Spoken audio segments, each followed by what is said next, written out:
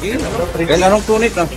Pagpunit ng ilang pulis sa kumpol ng mga balota at pagsishade umano ng ilang watcher sa lungsod ng Cotabato na aktuhan. Hindi mo nakita yan, sir? Nangunguna sa pagka-presidente at bisay na sina Bongbong Marcos at Sara Duterte, kuha ang boto ng nakakarami ng mga rihon. Unang partial official na resulta sa botohan sa pagkasenador at party list, inilabas na ng COMELEC and BANG.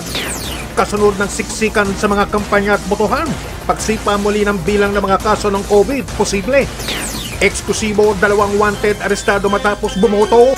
Time out muna sa maiinit na usapan sa politika at mag-chill sa trending sa malamig na itsurang tubig. Kuya Kim, ano na? At kilalang makeup artist at designer na si Fanny Serrano pumanaw na.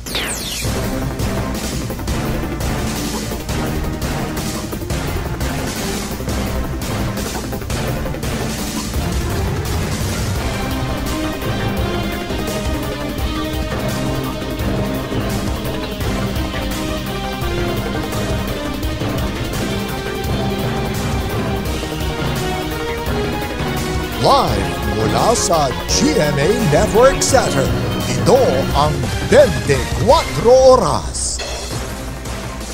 Magandang gabi po, Luzon, Visayas at Mindanao. Viral online ang video sa Cotabato City kung saan naaktuhan ang ilang poll watcher na nagsishade na higit sa isang balota habang ang ilang pulis pinagpupunit naman ito. Sabi po ng PNP, unused o hindi nagamit ang mga balotang pinunit pero hindi pa malinaw kung bakit may shade ang ilan sa mga balota.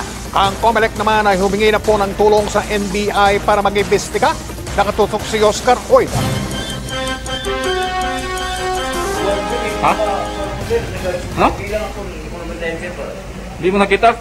Kayong wala yun nandito eh. Ha? Kumakalat ngayon sa social media ang videong kuha umano sa isang polling precinct sa Barangay Kalanganan sa Cotabato City, kung saan may